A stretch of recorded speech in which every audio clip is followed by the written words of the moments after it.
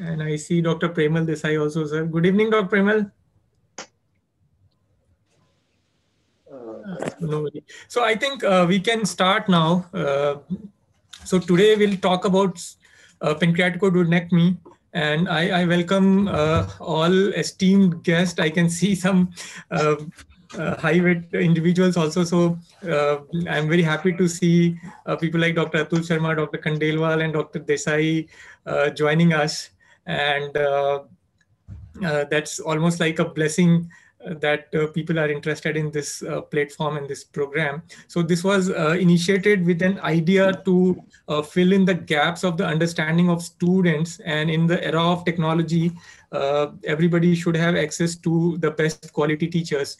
So today, I mean, this series we are talking about pancreas and periampullary cancers. The last webisode was about basics. And in this webisode, this is specifically a surgical webisode. So we will be concentrating on the surgical aspect of the pancreaticoduodenectomy of the disease, and that is pancreaticoduodenectomy or Whipple's operation.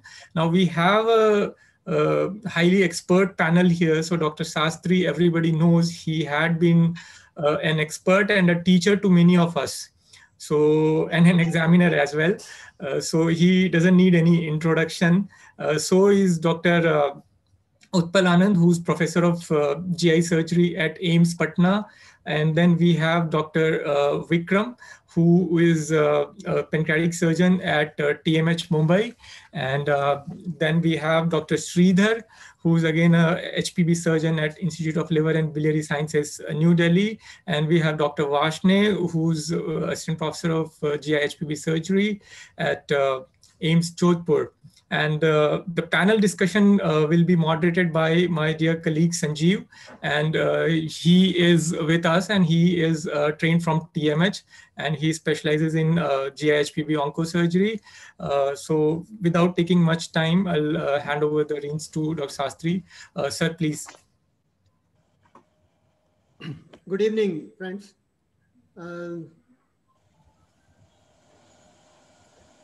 Thanks to Max Institute for Cancer Care and the organizers for this wonderful opportunity to interact with you all and share some of my thoughts on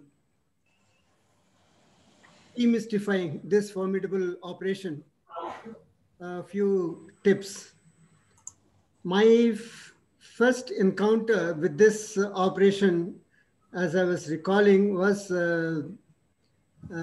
almost 44 years back in 1977 at PGI Chandigarh, where I had trained. Pancreaticoduodenectomy. Panel discussion. Tips and tricks. There's some cross. I'll just mute. Okay.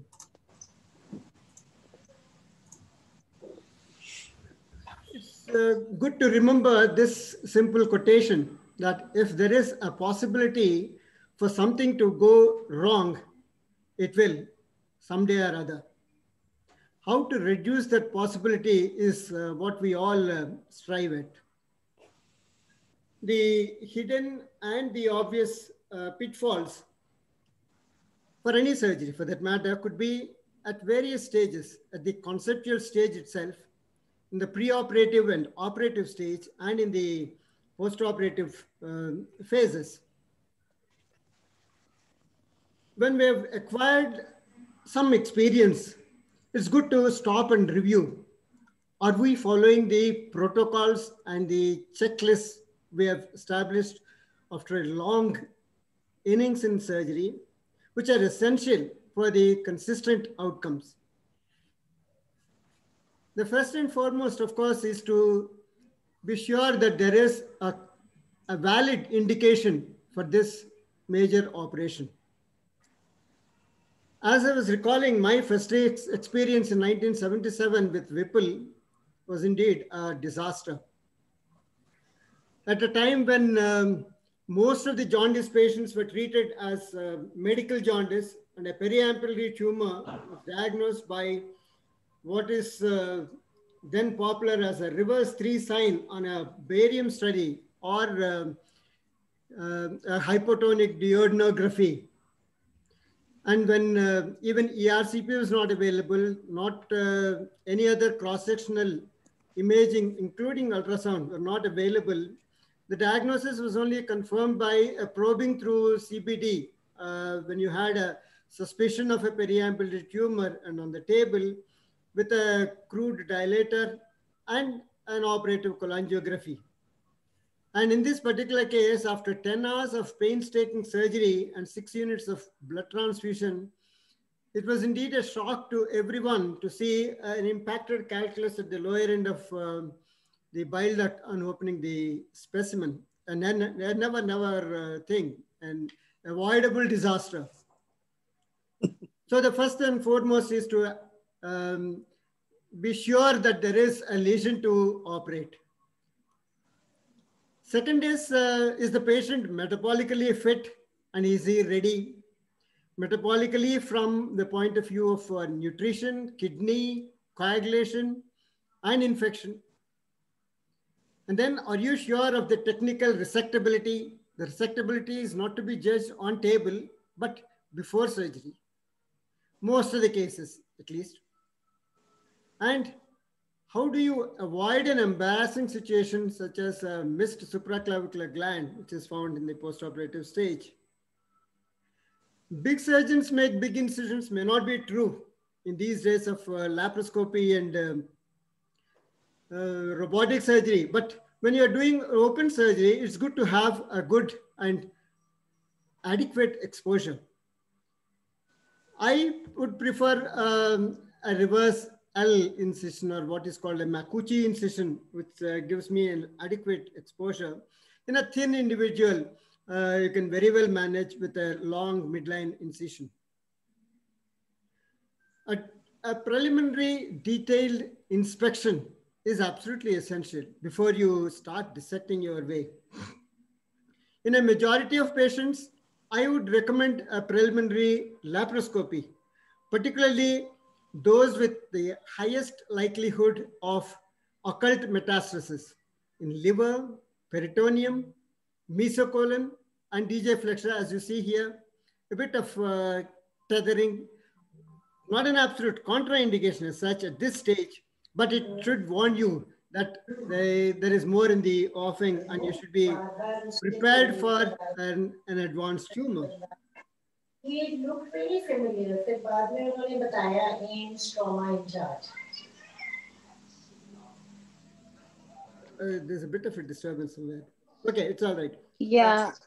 I request everybody to mute themselves for a yes, sir, please. Yeah. Carry on. Laparoscopy, preliminary laparoscopy, well, I don't do in 100% in all the patients, but in selected patients of, say, obese patients with very high BMI, very high CA19-9, and borderline operability on imaging. Well, these are some of these patients where you would expect in at least about 10% of the cases an unexpected less than 1 centimeter metastasis in the liver or in the peritoneum. Mobilizing the hepatic flexure is obviously the first step, like in any other upper abdominal surgery. And bringing down the hepatic flexure and the right half of the transverse colon and the mesocolon over the pancreas is important to release and inspect the head and neck of pancreas and to release the D3. It's important to stick to the clear peritoneal folds. It's important to have a clear anatomy and not to make holes in the transverse mesocolon or go, quite deep down. It's important to mobilize the hepatic flexure. And then once you mobilize the hepatic flexure, you have the duodenum in front and an extensive cauterization. And when you say an extensive cauterization, you mean the duodenopancreatic segment is reflected forward over the IVC, the aorta, right up to the renal vein, the left renal vein. I might fast forward here and there. just for time's sake. Yes, as you see here, now IVC is exposed, and you go right in the plane, reflecting the duodenum and the pancreas up. Yeah.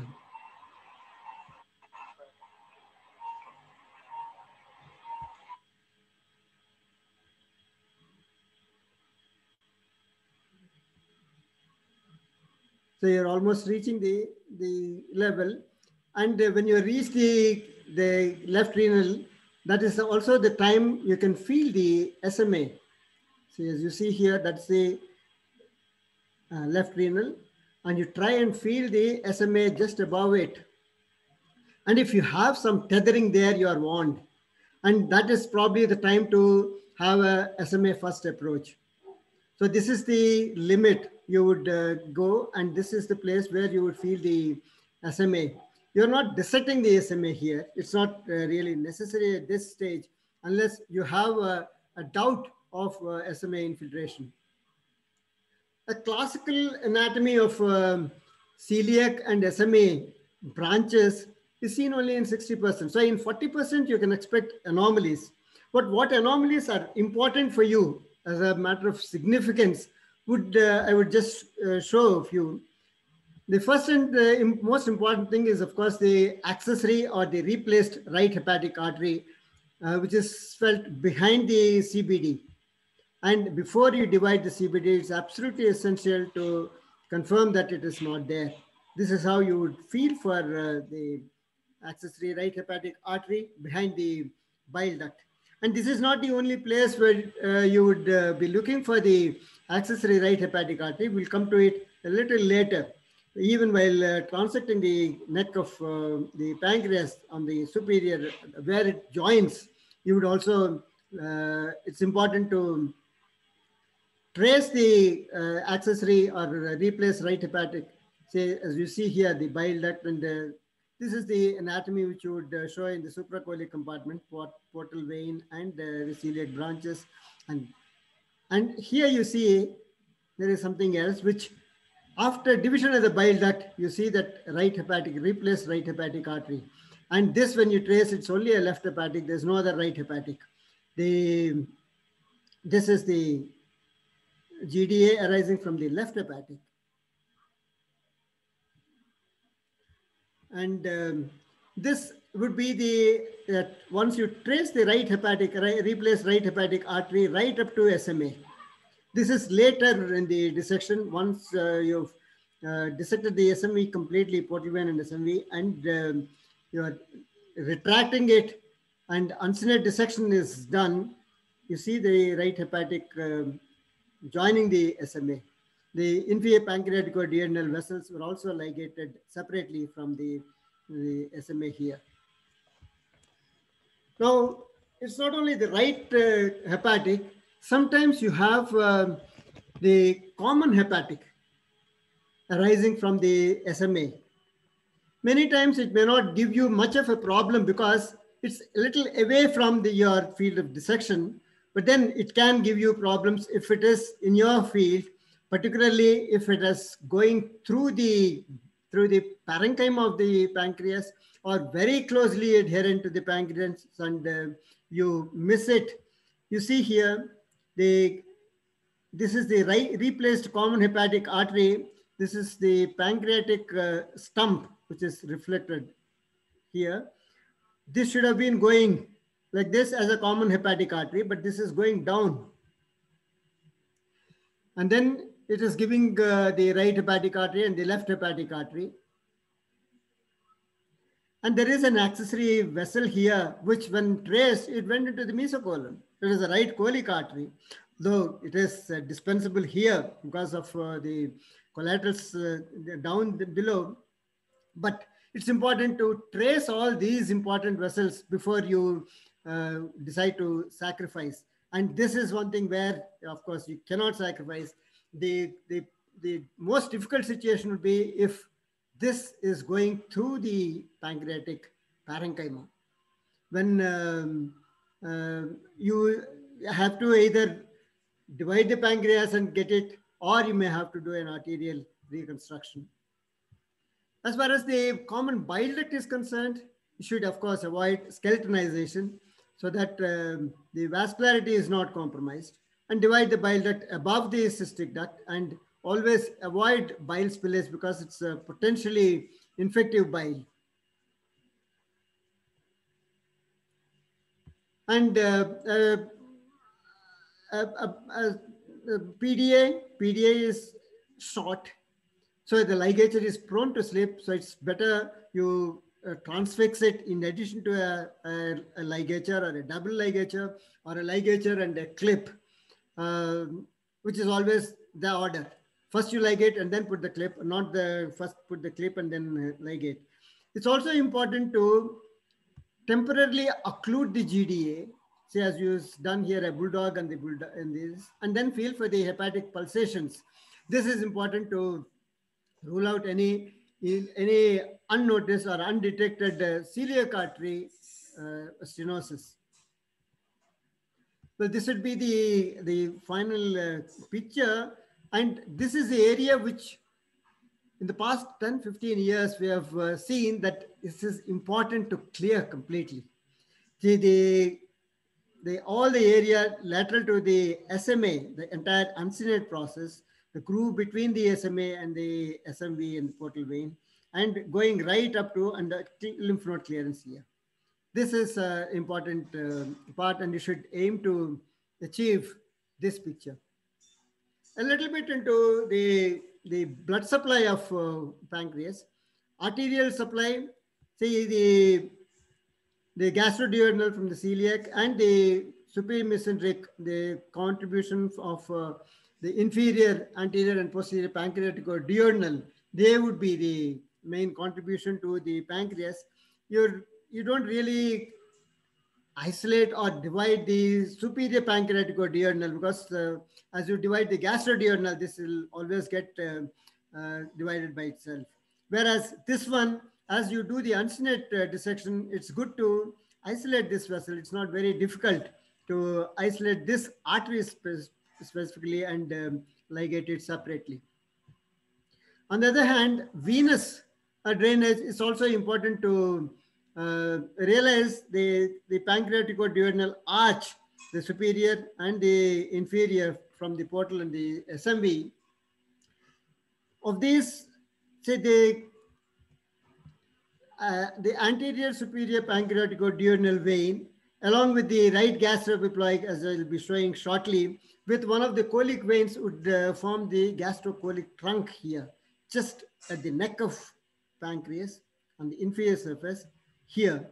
And this is it's quite an important vessel, because any inadvertent traction on that and avulsion of this small vessel from the portal vein can cause terrible bleed. And then if you are not aware of the problem, you can go do a lot of damage by a secondary damage by injuring more and more of the vessel, which should go underneath the neck of pancreas and becomes difficult to access and have a control over. This is the posterior superior pancreaticoduodenal on the superior surface. Also, most of the times you can isolate before you divide the neck of pancreas or clear this tunnel above this portal vein. But if you are aware of it, you can avoid it, and you can also safely ligate it once you divide the neck of pancreas. Now to the gastrocolic trunk, as I was saying, it's in an obese individual, sometimes it's a little difficult, but then you have very clear planes. And as I said, gastrocolic trunk is formed by the union of the right gastroepiploic and the superior pancreaticoduodenal vein, and with the right colic or one of the accessory right colic veins, and sometimes even middle colic, as I will be showing you an anomaly.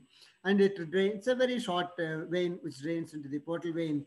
And it's important to recognize and ligate it at this stage. See, as you see, once you gain experience, you can isolate the SMV, go up and ligate it straight. On the other hand, a novice, when you're starting off, it's better you trace the colic vessel or the right gastroepiploic vessel, ligate one by one, and then go get onto the gastrocolic trunk and ligate it safely here. Because again, an inadvertent traction on the mesocolon by your assistant can avulse any of these vessels and cause troublesome bleeding. You have various malformations and various ways of gastrocolic trunk forming. You have the 2 joining, 3 joining, and 4 joining, but that doesn't really matter as long as you know that the location of the gastrocolic trunk, and that it is short and that it enters just at the inferior surface border of the pancreas. This is the posterior superior pancreaticoduodenal vein I was talking of, which you can isolate in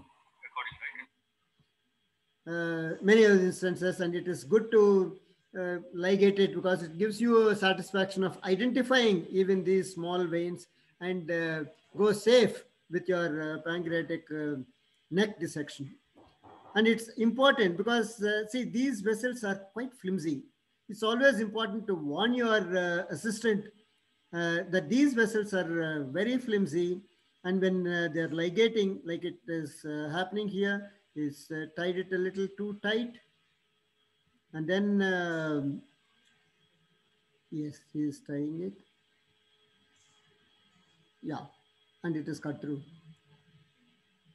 So you have a bleed from there. And if you are ready, it is fine. If you are aware of that vein, it's not that difficult, but awareness is important, that there is a vein here which can cause troublesome bleeding. All you need is to 40 or 50 Prolene, and you can just put a stitch and control this bleed.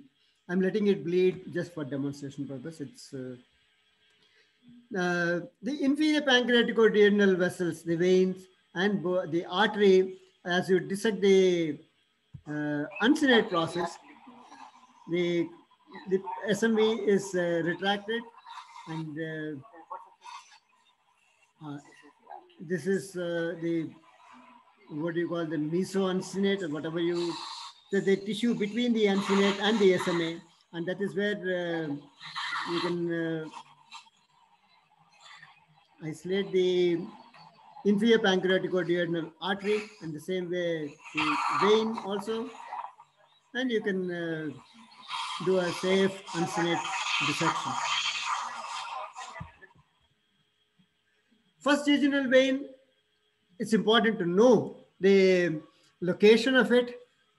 Many times it may not come into your picture, but it is a troublesome vein because the origin is in the posterior inferior surface of the SMV, and it may either go anterior to the SMA, or, as it happens many times, normally it goes behind the SMA. This should be, again, of importance mainly when you are planning a portal vein resection.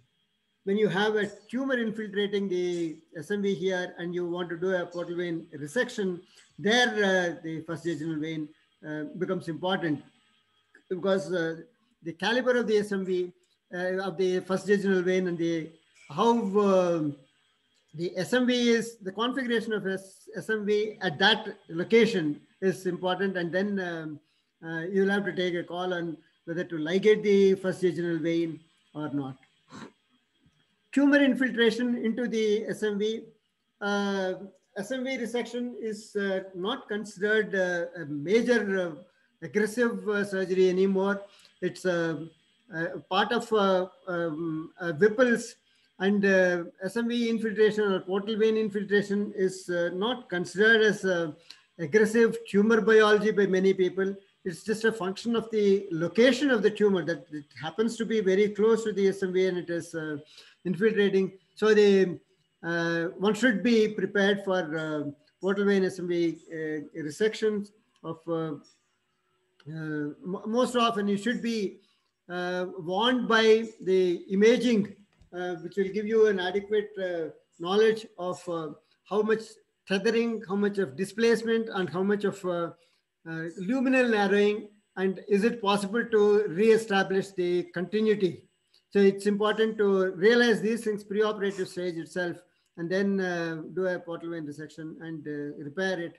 Here it's fortunately above the superior, the splenic vein. And if you have to ligate, do the anastomosis here, you may have to ligate the splenic vein. And that would give you the adequate length. I'm sure these things will be discussed in the panel discussion. SMA exposure is the in thing.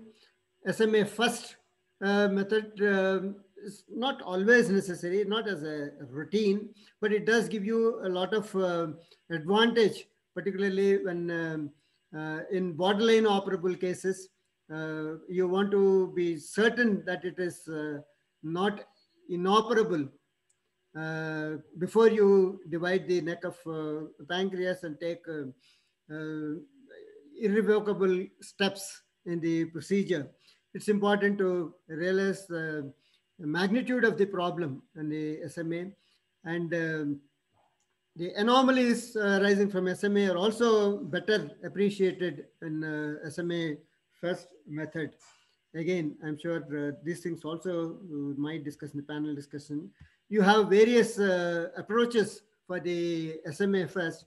The posterior approach, as you do an extensive cauterization and get to the left renal vein, above it, as I was showing you the SMA, and you dissect it here, and then you can go right up to the origin of the SMA.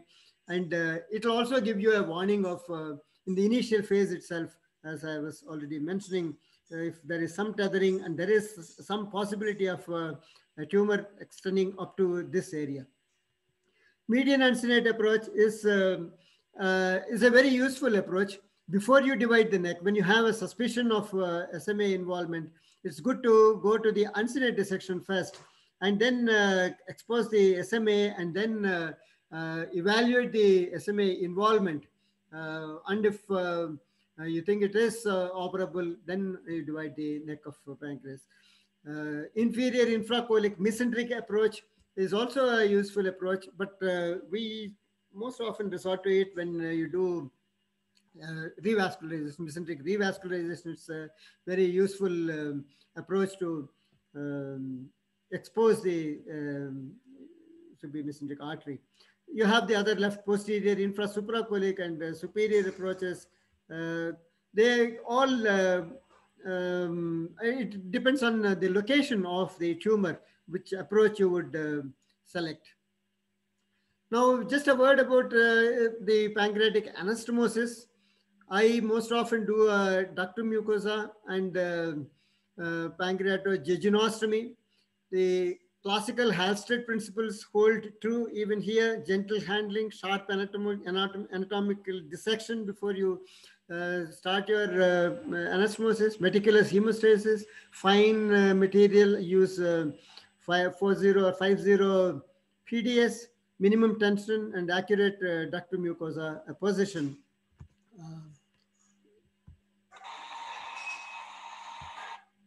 Yeah, this is after you have the complete hemostasis, and then you have the stump ready. You have isolated identified the duct. It is not very big here, but still, even small ducts, when you can identify, you can do a ductal mucosa. Always place the pre-placed sutures first in the duct, the posterior from inside out and the anterior outside in, 6 to 8 of them, 50 PDS. And then after you place the pre-placed sutures, and you have ensured that at least 2 or 3 centimeters of the pancreatic stump is dissected, and within your manipulation, it's available there. And then you put these posterior fixation sutures right from one edge to the other edge to the jejunum. And then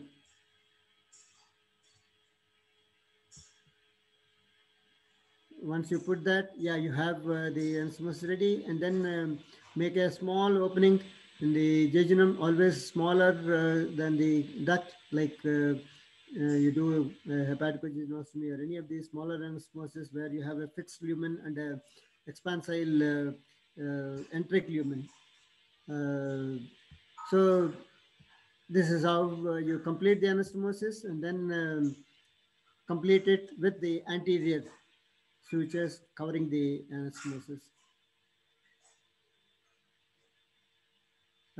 Whether to leave a stent or not, I always use a stent to identify the duct, and while doing the anastomosis, because it helps in identifying the anterior, all the borders of the duct, and to see that in a small duct you don't take through the lumen, you take the opposite wall. It helps, and then most often you leave it behind as a small stent. How much benefit it gives, it's doubtful, but then I may discard it if the duct is a little big. In a smaller duct, I always leave a stent. Lymph node dissection, we always do a standard dissection. Very rarely, I don't do extended dissection. It's not known to have, there's no evidence that extended dissection gives better results. But then celiac nodes, hepatic, it's difficult to identify whether it's a 12B, C, or all the 12. Generally, you take all the 12 and all the 8, and most often you take the celiac also. So in an extended dissection, all you don't take are whatever are the nodes, the parietic nodes and the nodes to the right of SMA, this side. These nodes you don't really go and you don't tape the SMA. So whatever is to the right of SMA, all these nodes we take care of. So these are probably some of the things which I wanted to share in the limited time. Just to recapitulate, what are the areas where you can have problems and a bleed? A division of CBD with replaced right hepatic artery, division of replaced left hepatic artery during gastric mobilization. It does not happen. You don't go to that level, to left gastric. But then, as it happens sometimes, when you are dividing the stomach or mobilizing the stomach, it can still happen. Injury to replace right hepatic artery during uncinate dissection. At the end of uncinate dissection, at the superior border of the pancreatic neck, you are almost in a hurry. You feel victorious, and then give a big cut there, thinking that if it's a small vessel, you can always take care of, and you end up dividing the replaced right hepatic artery there. Avulsion injury to gastrocolic trunk, which I have illustrated there. Posterior superior pancreatic duodenal vein at the superior border.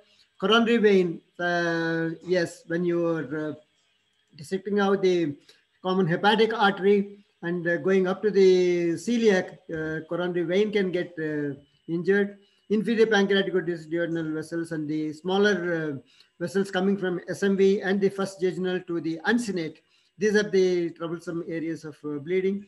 First jejunal branch itself, and then the splenic tributaries for pancreas as you dissect out the pancreatic stump, getting ready for the anastomosis.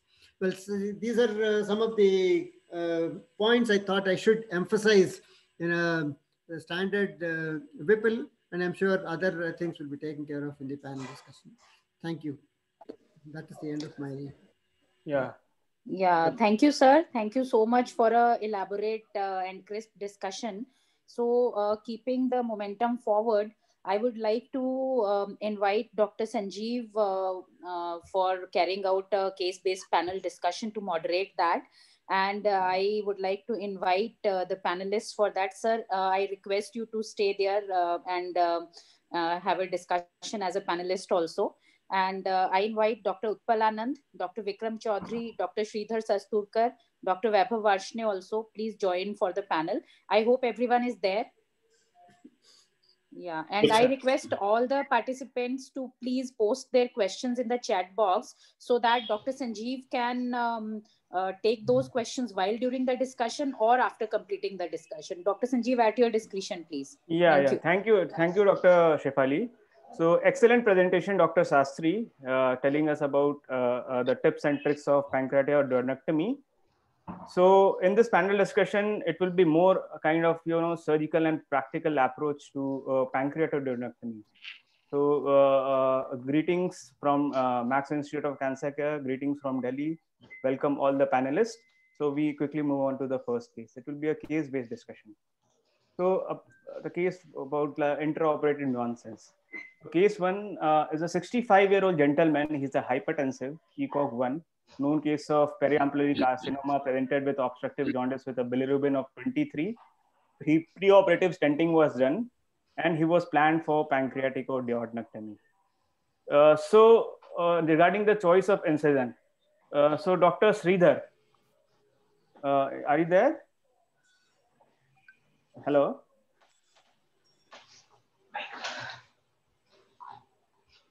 Dr. Sridhar was there, Sanjeev. So let me check with him. In the meantime, you can. So Dr. Vaibhav. Yes, sir.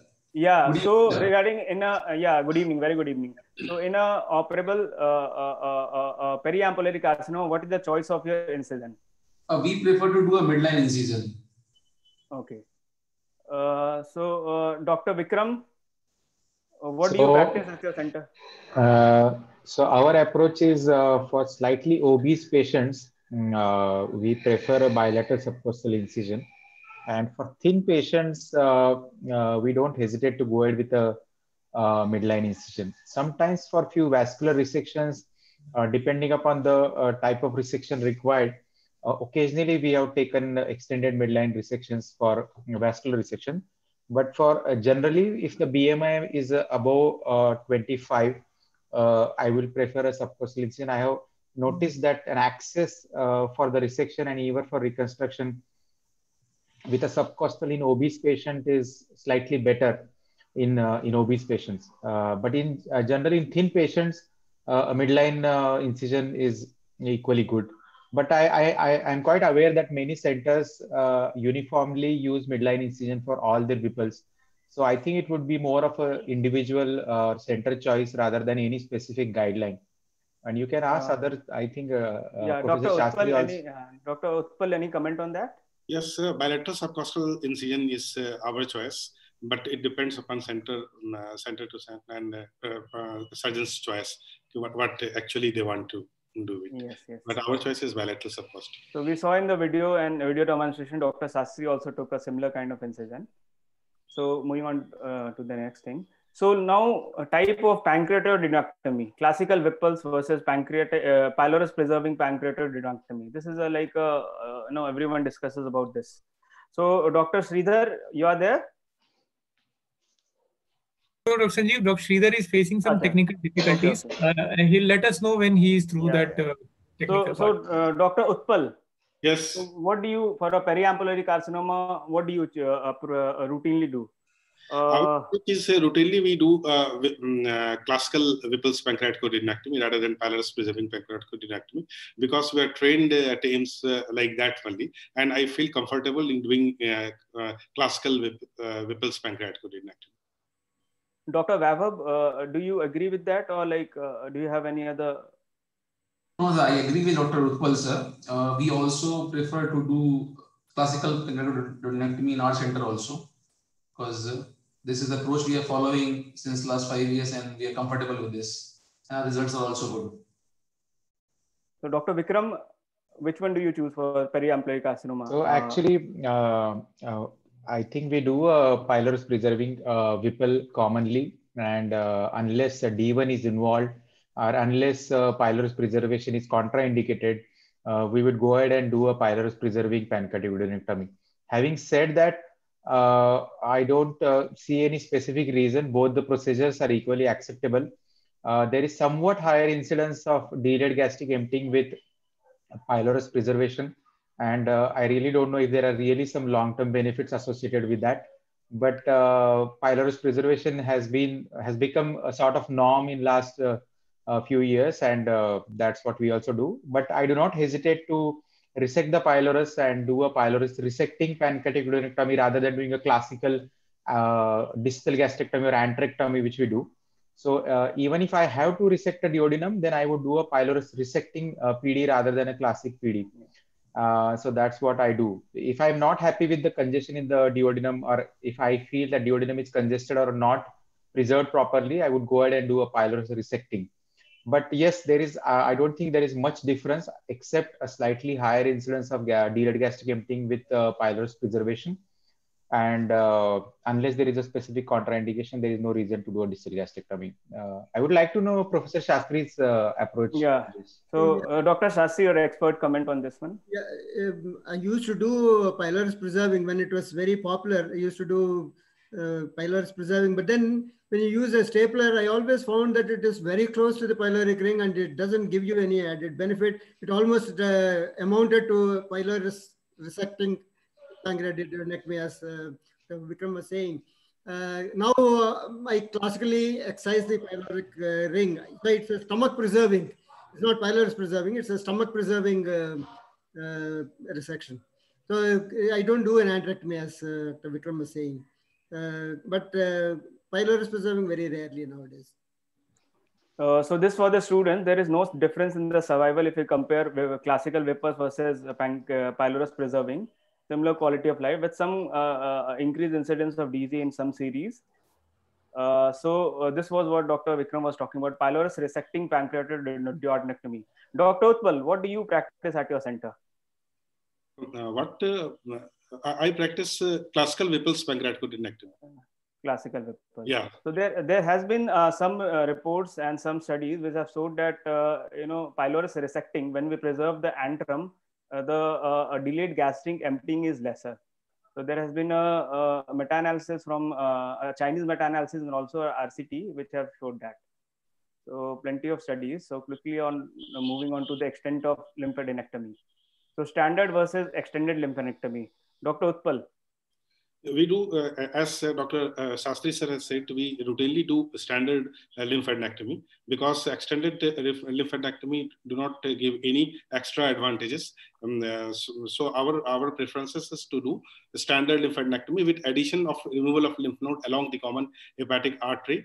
While mobilization of the common hepatic and GTA, we used to remove all common hepatic artery lymph nodes as well as periportal lymph nodes. But around the superior mesenteric artery and around the aortic lymph nodes, dissections is not necessary. So, Dr. Vaibhav, do you always do standard lymphadenectomy, or in some cases you do extended lymphadenectomy?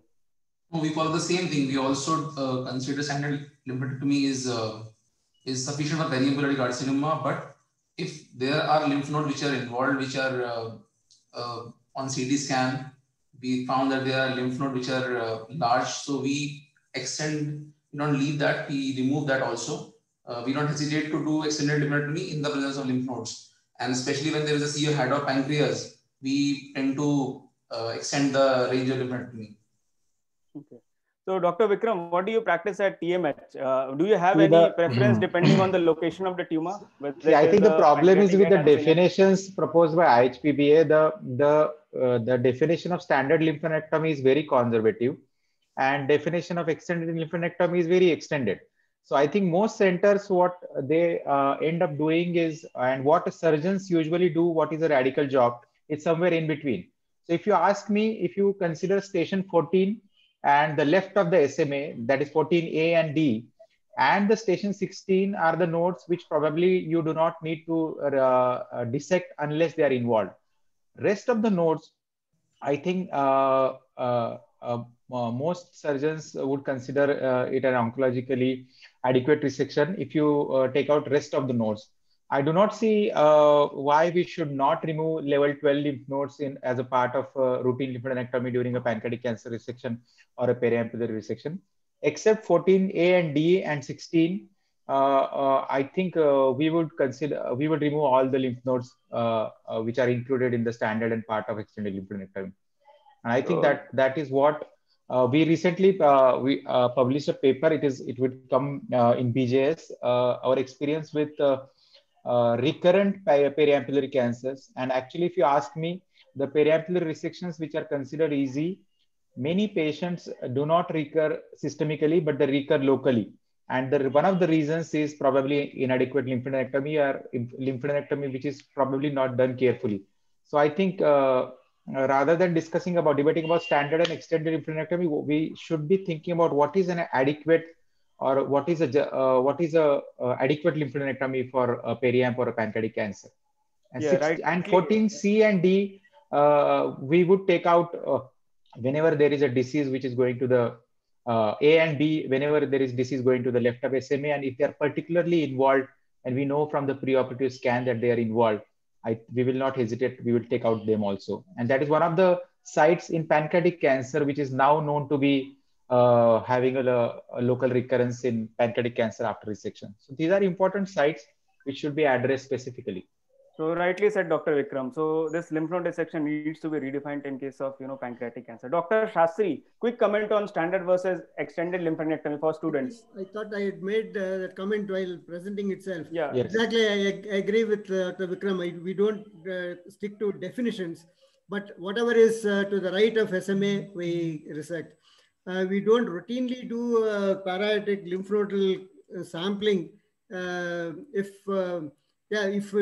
you find a lymph node and it is positive, you give up. You don't do a Whipple at all if it's parietic. And to the left of lymph nodes, left of SMA, no, we don't. So it's a standard plus. That is what we. Yes. So we have done the surgery, we have removed the lymph node, we have removed the specimen. Now management of pancreatic stump after pancreatic or duodenectomy. So Sanjeev, if I may interrupt, I think I would like to know Dr. Shastri's approach for some patient who had a limited parietic lymph node disease in a case of a periampullary tumor. So if you find a young fit patient with a periampullary tumor with a dilated PD, what would you do in that case? If it is only on the table, I find them, and if they're on table. If they're detected before, of course, we send them straight for chemotherapy. But then if on table and you have a limited nodes, see, these are all exceptional cases. They're not routine. Very rarely you find a periampullary with an isolated intra-equivalent. Yeah, it's a little unusual. When in exceptional cases, yes, depending on all the other comorbidities. Say the young patient and the disease is limited, and you can think of an R0 resection. Yes, we go ahead and remove those 1 or 2 parietic nodes, but not as a routine. Yes. So only in highly selective cases. Yes. Yeah. So now management of pancreatic stump after pancreatoduodenectomy. Specimen is out. So now pancreatic cut surface was a 2 millimeter duct, soft pancreas, posteriorly placed duct. So Dr. Vaibhav, how do you proceed in such cases? So what kind of anastomosis you choose? So we usually, like in all our cases, do duct to mucosa anastomosis, and we are using our modified Blumgard technique. In such cases, when you know the pancreas is soft, duct is posteriorly placed, it's better to take anterior pre-placed sutures, which make slightly open the duct to take other sutures. And you should be gentle, as Dr. Shastri made comments in the technical part of the PJ. So you should be gentle. You should take your sutures gently so that it should not cut through. And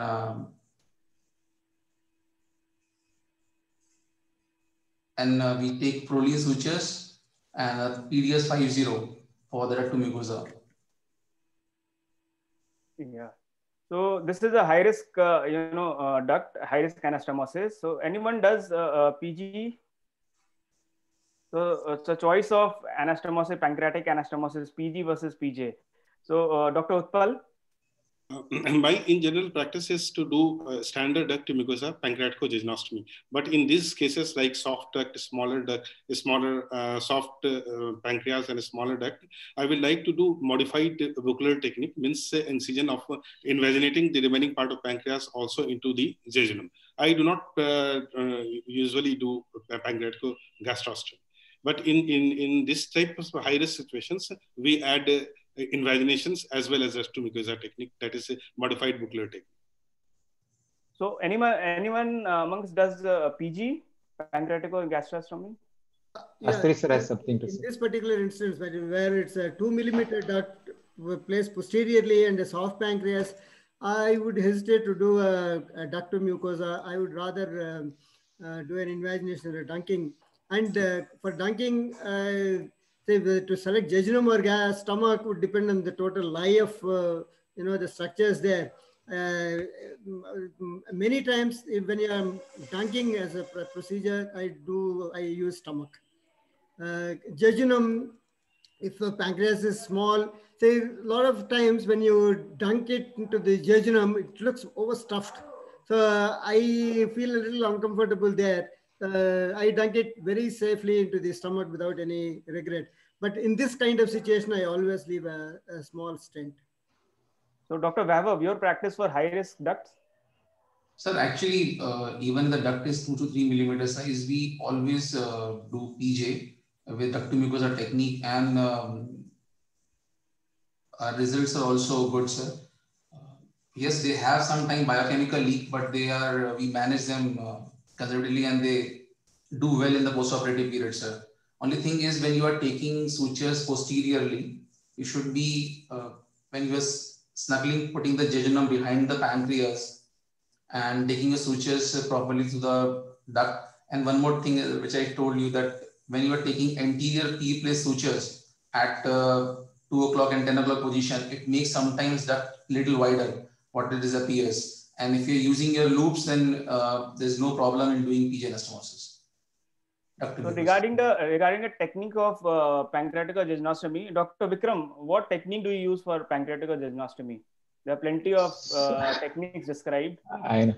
So I think there are many techniques, and an individual surgeon can have, centers can have their own choice. And I think there is a drastic difference between in India itself, where many centers follow PJ, and I think there are many southern centers who follow PG as a standard, and many centers have equally good results. And even the literature, I think, shows that the leak rate associated with PG is slightly less as compared to PJ, but more or less the perioperative outcomes are similar with both the techniques. We at TMH follow modified duct to mucosa, which involves a small jejunotomy and pancreatic anastomosis, something which you are just demonstrating. I will request you to keep it there. So this is the anastomosis which we do at TMH most commonly. Occasionally, for a few broad pancreas, Professor Shrikande has a choice of doing something like a Heidelberg technique, where a jejunotomy is slightly longer or larger, and where he likes to make a combination of duct to mucosa and invagination. That's the Heidelberg technique. So either a modified duct to mucosa or a Heidelberg technique is what we do at TMH. But I don't know, but even the ISGPS recommends that you should do what you routinely do. And there are few surgeons, like if I can quote Professor Ramesh, I think Dr. H. Ramesh always says that you should have horses for the courses, and you should be good at maybe few techniques, where for a broader pancreas with a smaller duct, he prefers to do a PG, and for a smaller pancreas with a larger duct, he will prefer to do a PJ. So I think this is again individual choice and center choice. Yes, but you should do what you do routinely. That is what I would recommend. So this was the Heidelberg modified technique you're talking about. And it's not only about your technique of PJ. I think it starts from the way you dissect and the way you resect. I think if you see the fistulary score, it's not the type of anastomosis which you do, but there are other factors which are included in the fistulary score. And I don't think they mention the type of anastomosis at all. It has to be a smooth resection with minimal blood loss, and then there is each pancreas has its own fate, which is also determined by the surgeon also. So yes, smooth surgery with minimal blood loss, avoiding the pancreatic inflammation, minimal handling of the pancreas. There are many things which play a role. Fine stitches, smaller stitches. There are many things involved. No, it's not only about the type of anastomosis which you do. Dr. Sastry, do you have any experience with this binding pancreatic jejunostomy as done by Dr. Pengs? No, I don't call it an experience, but just as a novel technique. We did try in 1 or 2 cases, but I'm not really impressed. It's a messy thing. But I know people who've been doing it and with fairly good results. But I've no long experience. I think Dr. Peng's technique, he himself modified, and then he was criticized that if you have a anastomosis which has a zero leak rate, why would you modify it? But I think that's okay. But I think Exactly. AIG. This is what he was presented. He first presented in Melbourne. Yes, sir. AHPBA, he presented the gastric banding, and then I was chairing the session, and I had asked the question, why are you changing your technique? Yes, that's the usual criticism for, and the results have never been duplicated at any other center. And I think in AIG, they did the a small randomized control trial at Hyderabad. Yeah. And I think the results were, there was no difference. I think they have a leak rate which is similar to any other anastomosis leak rate. So yes, it is a good technique, but I think it is just like any other technique of PG or PJ, and it would have similar outcomes. I don't think it is radically or magically different. Yeah. So quickly moving on to the kind of pancreatic drainage. So Dr. Utpal. Yes. So in such cases, high-risk duct, do you do stenting? Stenting may be internal, external. We sometimes prefer in this type of high-risk cases to do external stenting, but not internal stenting, because our experience with internal stenting is very bad. It may lead to pancreatitis, frequent pancreatitis post-operatively. So selectively, in high-risk situations like this, we can do external pancreatic stent, not routine. Dr. Vaibhav, what do you do? Do you do routine stenting, no stenting, or you selectively use stenting in high-risk cases? Only selective stenting, and we do internal stenting, like we put a small piece of infant feeding tube across the pancreatical anastomosis. We don't do routine stenting. Dr. Vikram? Yes, actually, if you see the literature, there is some evidence which supports the use of external stents, and only that is the type of stent which has shown to be contributing to the reduction in the fistula rate. But if you ask me, we use internal stent very selectively. The choice of duct, it's maybe a 2 or 3 millimeter stent. If it is a 2 millimeter duct, maybe occasionally we use an epidural catheter as a stent, and if it is a 3 millimeter duct, probably you can use a 5 French or a 6 French infant feeding tube. Any duct which is larger than that, I don't think it needs a stent. And any duct which is smaller, maybe 2 millimeter or smaller than that, probably should not be stented, because if you stent such duct, the chance of that duct actually occluding the pancreatic duct and resulting in post-operative acute pancreatitis is high. And maybe that can contribute to the leak. So it's controversial. I don't think there is any direct evidence. Yes, but selective internal stenting is what we follow. So Dr. Sastry, a quick comment on stenting versus no stenting. Yeah, selective stenting, only where you are expecting fistula. There's susceptibility for fistula formation, say a soft pancreas, the type of description you gave, the duct, small duct, which is very close to the posterior area. And in such cases, yes, an internal stent. External stent, yeah, I know, I've seen these papers and external stent and how they're good. But after my surgery, so those 70s, late 70s, we always used to put an external pancreatic in addition to a T-tube and 3-4 tubes hanging out. But then after that, we had completely stopped. For a moderately sized duct, no, we don't put any stent. But I always use a stent while doing the anastomosis and remove it at the end. Yeah. Okay. So that the posterior layer of the posterior wall of the pancreatic duct does not come into the suture. Yes, and it's very clear. You can see clearly the edges. That is a good practice. So moving on to the next thing. So again a very controversial topic: somatostatin, use of somatostatin analogs. So Dr. Vaibhav, what is your practice? Sir, we don't use octreotide as a routine thing in our in post-operative scenarios. We don't find any advantage of it. It doesn't prevent any leak. Even the literature supports it. So Dr. Utpal, what is your practice? Do you use octreotide, only selective in high-risk situations. Just before transection of pancreas, 1 dose of octreotide, then the TDS dose around 100 microgram for 5 to 7 days, only for high-risk cases, not routinely. So what dose and what route you use? Which somatostatin analog? We use octreotide subcutaneous 100 microgram just before transections of the pancreas, then 3 times TDS 100 microgram for 5 to 7 days. So Dr. Vikram, what is the practice over there? So we, I think Sanjeev, when you were there, we were very routinely using octreotide maybe 2-3 years back, but suddenly we stopped using that. And now we see that there is no difference in 1000 pancreas before that and 700 pancreas after that. So I think it's really not beneficial. When surgeon is worried, we tend to use, when we see the soft pancreas, broad pancreas, high risk pancreas, maybe it's our worry which makes us use it selectively, but I don't think it really helps, except in situations where established fistula output reduction can be achieved occasionally, but otherwise I don't think it helps. So Dr. Sastry, your comment on this? Yeah, theoretically, it should help, but I'm always surprised why it doesn't help. We don't have any report which says it helps in all the patients across the board.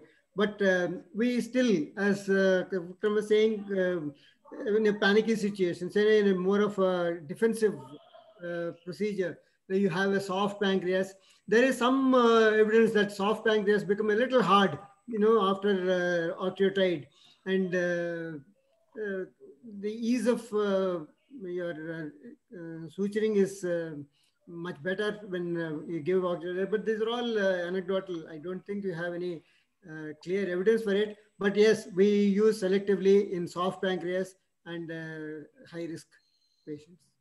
Okay, this is the last slide of the first case. So anyone for no drain in post Whipple's?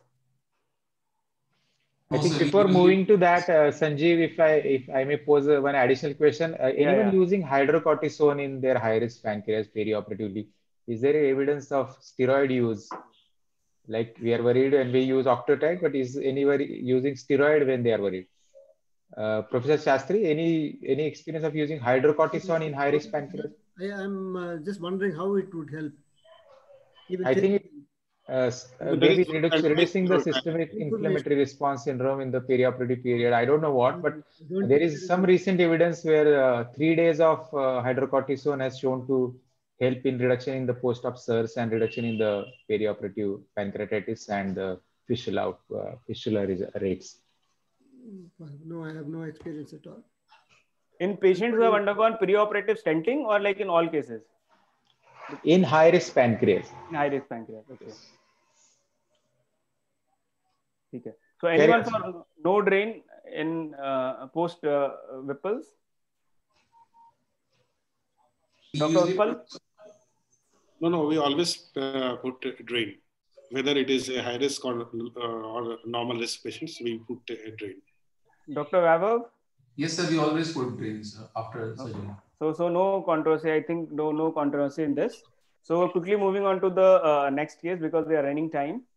So this is like a borderline resectable pancreatic cancer. I won't be going into detail, only the technical aspects. So 55-year-old male, diabetic, he presented with uncinate process mass. There was like abutment of the portal vein with the tumor more than 90 degrees, and he received neoadjuvant treatment followed by surgery. So what is the your approach in such cases, surgical approach? Dr. Vaibhav? Sir, we usually follow a uncinate first approach, sir, in such cases. We lift off the uncinate, we lift off the portal vein, and then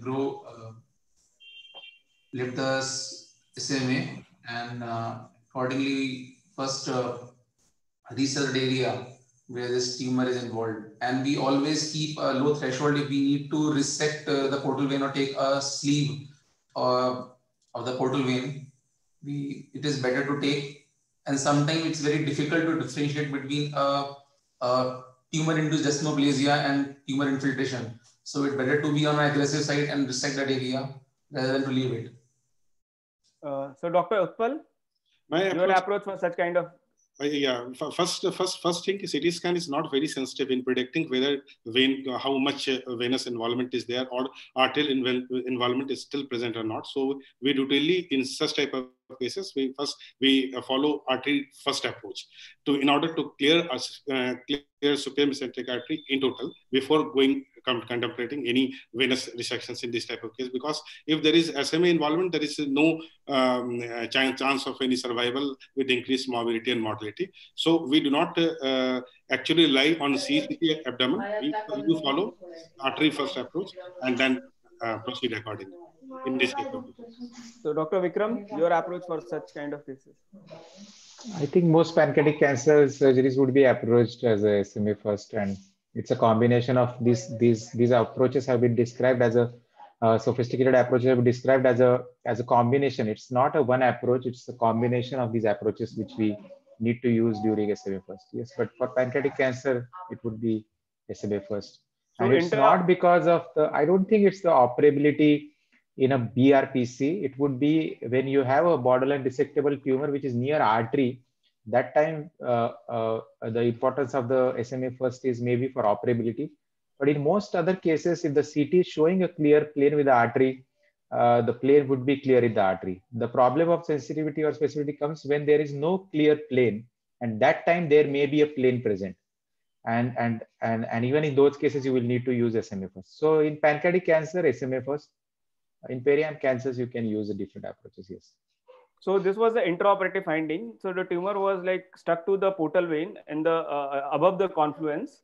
It was like going more posteriorly, involving the more than 1/3 of the portal vein for a distance of around 1 centimeter. So in such kind of cases, Dr. Utpal, how do you proceed? In this such type of cases, it is above splenic. It is in portal vein and above junctions. Splenography is sufficient. Maybe should be sufficient in this type of cases. Or sometimes we can use vein patch. Otherwise, end-to-end anastomosis is not preferred in this particular situation. Venography with vein patch or simply venography if lumen is not compromised. So Dr. Vaibhav, in this case, like around 30% of the circumference of the portal vein was involved. So, what is your approach in these kind of cases? So I agree with Dr. Utpal. If there is no lumen compromise, we can take a sleeve of the portal vein. But if there is a lumen compromise, then it's better to resect the part of the vein, like 1 centimeter, and then re-anastomose. So we did the same. We took the vascular control, we resected the portal vein, and we did end-to-end anastomosis. So we are running out of time. So any experience with arterial resection in pancreatic cancer? Dr. Vikram, your comment? Okay. So arterial resections are not routinely recommended, and maybe that is defined as LAPC. And if you treat them with chemo-RT, that is completely acceptable.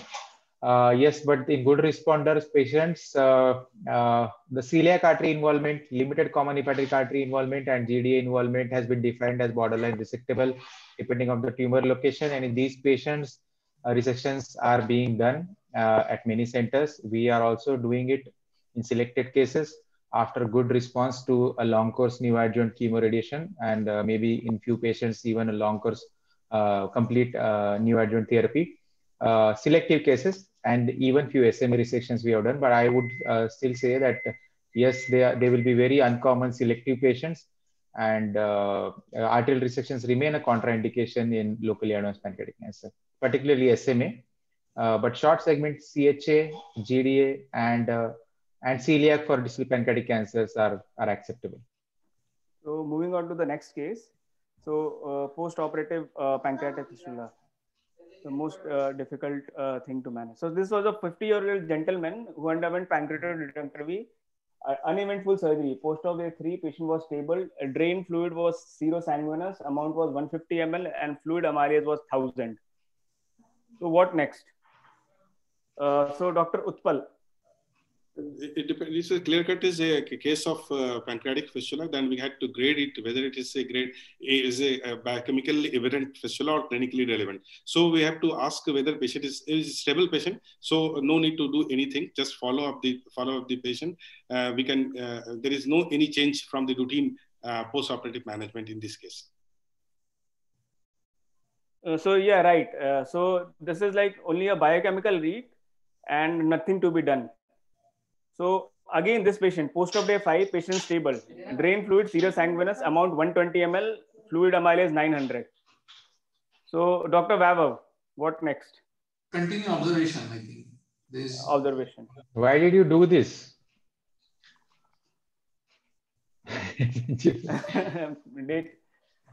So why did I do it? So I was concerned. So I did not do anything. I did not change my course of management. I did not give the patient octreotide, antibiotic or scan. But I was concerned. So I just wanted to check the amylase on day 5. No, I just pulling your leg. So again, so post-op day 7, stable patient, drain fluid is now seropurulent in nature. Amount is 100 ml and drain fluid amylase is 700. So what next?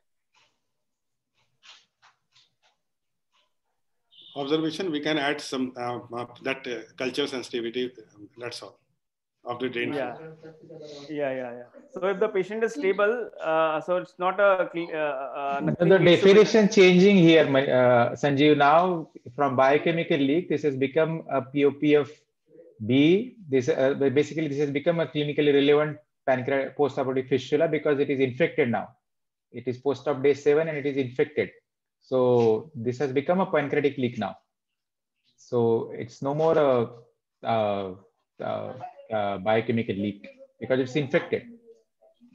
Yes, but the antibiotic, but the management would remain conservative. But I would add a scan here, Sanjeev. Now, day 7 patient who has an infected drain. I think we need some more data to say whether this patient is infected. Just a morphological seropurulent fluid on the 7th day is not enough to say that it is infected. What he said is a stable patient. How his temperature pattern is, and how his counts are, and how his abdomen is. Is it a settled abdomen? See, these are all the data which we require before you take any call at this stage. So right, if the patient is stable, we have to, and the nature of the drain has changed. So again, it has moved on from biochemical leak to type B leak. So we have to just see whether the counts are rising, patient is having any fever, abdomen is fine. If we are suspecting anything, we can go ahead with a scan to look for any collection and get it drained or something like that. But if the patient is stable, do we need a scan? No, I don't think so. Like if the patient is stable, there is no tachycardia, counts are settled, drain of fluid amylase is decreasing, I think we can wait. Just add the antibiotics and continue the management. So I will get conscious about this patient now, Sanjeev, that on day 7, he has developed a infected, maybe infected. You are saying purulent, that's why I'm saying infected. So there is a purulent drain on day 7. Even if the patient is stable, you need to be alert that this patient may develop a significant leak now. He may deteriorate further. So we need to be alert. Yes, I agree with most of the panel that this patient is stable and probably not much intervention is required. But I see that in next 48 hours, I may end up doing a scan for this patient. Right. So we need to be alert. Low threshold for scans. So anyone for octreotide at this level? At this point of time, anyone for octreotide? Because day 7, no. Okay. No. Okay. So this was 3 scenarios in which just we should not go ahead only with depending on the nature of the drain and fluid amylase. So patient condition has to be seen and other things needs to be considered. So now case 4 on delayed gastric emptying. 60-year-old lady, she underwent pylorus preserving pancreatic duodenectomy, uneventful surgery, post-op day 3 stable, rice tube was removed. Post-op day 5, she had bilious vomiting. Post-op day 6, again 2 episodes of vomiting. So Dr. Vaibhav. So I would like to add 2 things, rice tube insertion, and I'll start prokinetic agents to this patient. So Dr. Utpal? Yes, same. But I will also add some investigation to rule out the secondary DG. It is a clear case of DG. So I will put Ryle's tube, start antiemetic in the same time. So we also will like to do some ultrasound or CCT abdomen to see any secondary DG, means some collections, retrogastric collection or PJ leak that is not eminent by now. Dr. Sastry?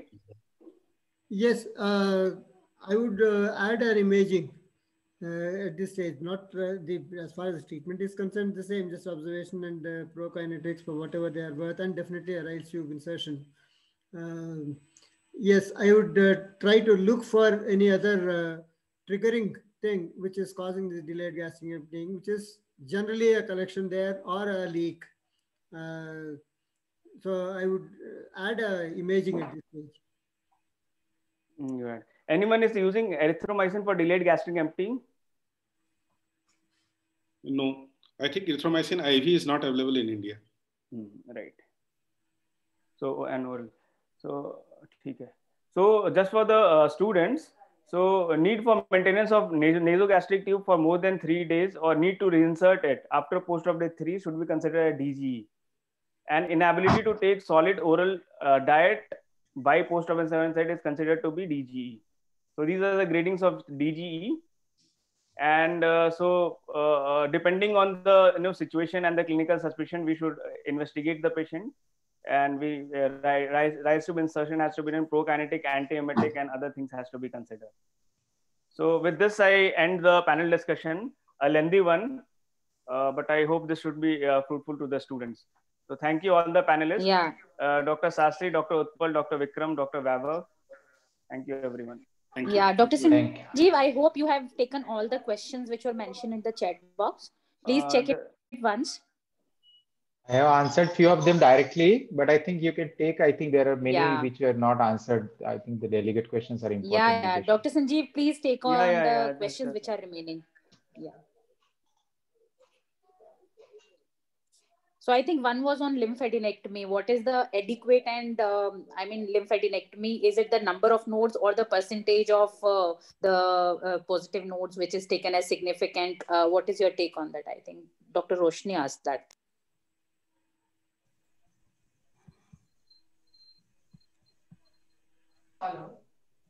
Hello. Yeah, anybody can answer.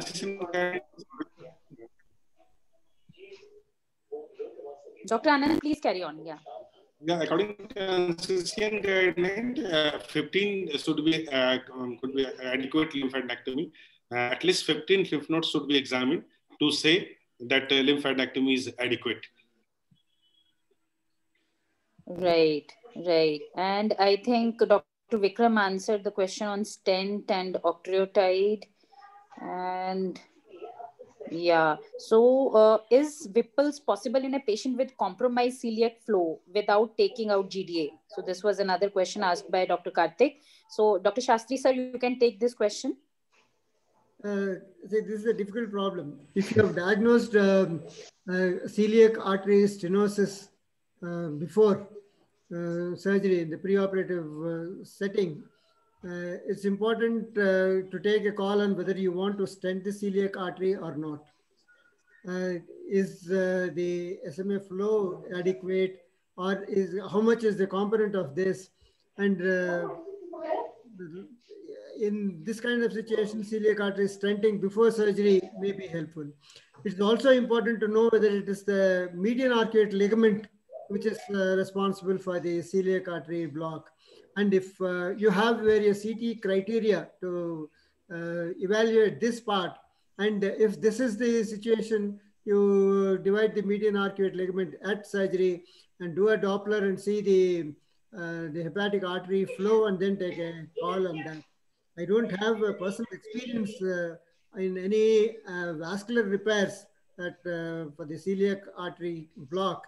But then median arcuate ligament division and then improvement of the flow, hepatic flow, yes, we have. And for the student's sake, the celiac artery stenosis many times is not very significant.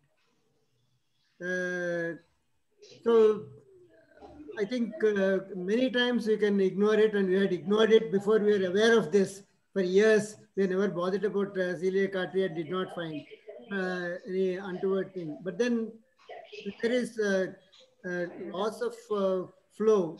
Definitely the post-operative complications rate, there are studies which have increased in terms of the anastomotic leaks and infections, prolonged hospital stay, how much of direct relation it has with the celiac artery stenosis is doubtful, but then there is a circumstantial evidence to that needs looking into before surgery. On table, I have not, say, except for the median arcuate ligament problem, I did not have any experience to tackle that problem. Very, very rare. I think Right. it's more theoretical. Thank you, sir. Yeah. Okay. So with this, I think I thank you all for a wonderful participation and discussion, and thank you all the participants. And we meet in the next webisode, which will be focusing purely on borderline resectable pancreatic cancer, the nitty-gritties, role of neoadjuvant, the type of neoadjuvant, why would someone choose. So all of this would be discussed in next episode. Thank you so much. So we'll be putting a YouTube recording into the groups with the faculty also and with the students also. Thank you so much, all of you, and have a good night. Thank you, everyone. Thank you. All Thank you. panelists, delegates, participants, students. Thank you. Thank you, Sanjeev and Nikhil. Okay, bye. Thank you, Sanjeev. Bye.